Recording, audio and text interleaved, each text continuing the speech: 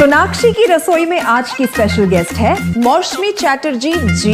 ये जी नहीं, मौसमी आंटी। ओके आंटी मौसमी, तो आज आप क्या बनाएंगी? मैं क्यों बनाऊं? मैं तो गेस्ट हूँ, आप बनाओ हम खाएंगे। एक्टिंग में तो हिट हो, अब खाना बनाओ सुपर हिट। ठाट से बनाऊंगी खाना, है ना द बेस्ट एवरीडे मसाला। आओ बनाते हैं मसालेदार छोले। छोले हर रोज के करी में एवरीडे मसाले, शाही बिरयानी में स्वाद का जायका। পটল পোস্ত আর সর্ষে ইলিশ ভাপা।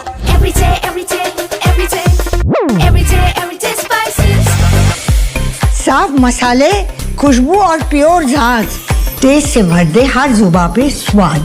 एवरीडे मसाले, देश का स्वाद। दोस्तों नमस्कार, कर्नल अजय युवा astro money group first global astro finance digital channel से आपसे मुखातिब होता हूं। आज 5 सितंबर सन 2025। दोस्तों आज के एपिसोड में हम चर्चा करेंगे गेहूं के बारे में। गेहूं के दामों में लगातार मजबूती देखी जा रही है, जानिए रिपोर्ट विस्तार से। दोस्तों आपको याद होगा लगभग 3 महीने पहले मार्च अप्रैल में हमने आपको गेहूं के ऊपर मजबूती की अग्रिम संकेत दिए थे, जो कि अक्षर सत्य साबित हो गए हैं। सरकार गेहूं की कीमतों पर अंकुश लगाने हेतु महत्वपूर्ण कदम उठा रही है। गेहूं की कीमतें ना बढ़े तो इसके लिए सरकार के पास 2 विकल्प होते हैं। पहला, स्टॉक लिमिट घटाना। दूसरा, ओपन मार्केट सेल स्कीम के तहत गेहूं की सरकारी गोदामों से नीलामी करना। सरकार ने अपना पहला कदम उठा लिया है, लेकिन उसका असर अधिक मंडियों पर देखने को नहीं मिला है। जानिए रिपोर्ट विस्तार से। दोस्तों अजय एस्ट्रो मनी गुरु एक पहला चैनल है जो 42 कमोडिटीज पर आपको संकेत देता है, अपडेट देता है, देश दुनिया की खबरों से रूबरू कराता है। खबर निकल के आ रही है कि दिल्ली में, देश की राजधानी दिल्ली में गेहूं की कीमतें लगातार मजबूती की ओर अग्रसर हैं। गुरुवार को 10 रुपये प्रति क्विंटल बढ़कर ये 2840 रुपये प्रति क्विंटल पर बंद होने के समाचार हैं। इससे पहले 26 से 30 अगस्त के बीच में भी कीमत 2815 रुपये पर आ गई थी, जो 22 अगस्त से लगातार गिरावट का सिलसिला जारी था। हालांकि सितंबर की शुरुआत से ही नई खरीदारी में दिलचस्पी और बिकवाली के कम दबाव के कारण कीमतें लगातार ऊपर की तरफ चली, जिससे यह अपने पिछले उच्च स्तर को फिर से पार कर गई है। सोशल मीडिया पे और बाकी जगह एक अफवाह चल रही थी कि सरकार भूसी यानी ब्रान के लिए निर्यात लाइसेंस जारी कर रही है, और इस रिपोर्ट के कारण कोलकाता क्षेत्र के अधिकांश मिलर्स ने भूसी बेचना बंद कर दिया है। कुछ मिलर्स ने भूसी के दामों में 100 रुपये बढ़ाकर ये 2200 रुपये प्रति क्विंटल रख दिया है। कुछ सर्वे के अनुसार बांग्लादेश के लिए 1000 टन निर्यात के लाइसेंस के भी संकेत मिले हैं। दूसरे बाजारों में देखें तो मध्य प्रदेश में गेहूं के दाम 10 रुपये बढ़कर 2730 से 2740 रुपये प्रति क्विंटल पर कारोबार हो रहा है। राजस्थान में कीमतें 2730 से 2750 के दरमियान प्रति क्विंटल पर हैं। असम और दक्षिण बाजारों में भी कीमतें 10 रुपये बढ़कर 3050 से 3090 और 3100 रुपये के आसपास है। उत्तर प्रदेश की में कीमतें 10 से 20 रुपये प्रति क्विंटल बढ़कर ये 2740 से 2750 रुपये प्रति क्विंटल हो गया है। जबकि बिहार में भी गेहूँ 10 रुपये बढ़कर 2750 रुपये प्रति क्विंटल पर कारोबार होने के समाचार मिल रहे हैं। कल शाम के बाज़ारों में भी खरीदार सक्रिय थे, जबकि विक्रेता अभी माल इन दामों पर बेचने में हिचकिचा रहे हैं। मौजूदा परिप्रेक्ष्य को देखें तो निकट भविष्य में गेहूं की कीमतों पर एक निर्णायक मोड़ आ सकता है। दोस्तों गेहूं कहा जाता है कि कृषि उपज के व्यापारी के पास अपार संभावना है, चाहे वो तिलहन हो, दलहन हो, मसाला हो, अनाज हो, कपास हो।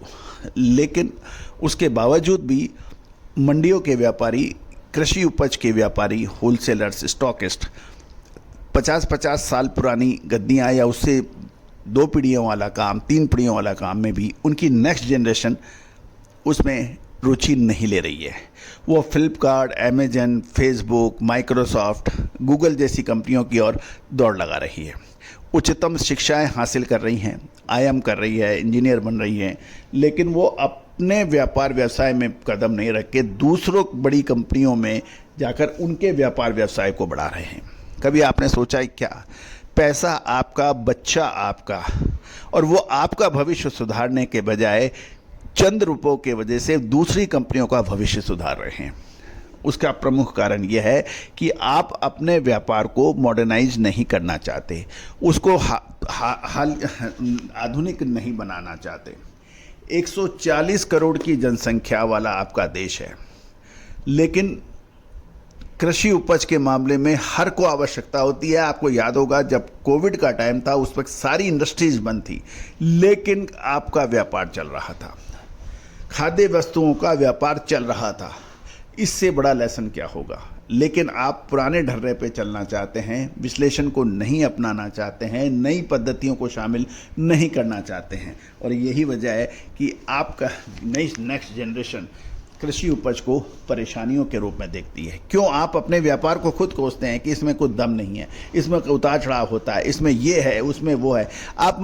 मैं आपसे एक प्रश्न ये पूछना चाहता हूं कि किस व्यापार और किस व्यवसाय और किस नौकरी में उतार चढ़ाव परेशानियां नहीं हैं? इवन स्वर्ग में आप जाएंगे तो वहाँ पे देवता परेशान है क्योंकि उनको कोई समस्या ही नहीं है। देवता भी मनुष्य का जन्म लेने के लिए लालायित होते हैं, अवतार भी मनुष्य के रूप में अवतार लेते हैं। तो दोस्तों, हम अपनी सर्वश्रेष्ठ जमाया व्यापार को कोस रहे हैं और अपने बच्चों को दूसरी ओर अग्रसर कर रहे हैं। तो उसका इलाज क्या है? इसका समाधान क्या है इस समस्या का? अपने बाजार को मॉडर्न करिए, आज के युग के हिसाब से चलिए, विश्लेषण विशेषज्ञों की मदद लीजिए और अपने व्यापार को डिस्ट्रिक्ट लेवल पे है तो स्टेट लेवल पे पहुँचाइए, स्टेट लेवल पे है तो नेशनल लेवल पे पहुँचाइए, नेशनल लेवल से है तो इंटरनेशनल लेवल पे पहुँचाइए। सोचिएगा ज़रूर, बात कड़वी ज़रूर है लेकिन पते की है। नई पीढ़ी को शामिल करने के लिए आपको नई पीढ़ी की जैसे काम करना पड़ेगा।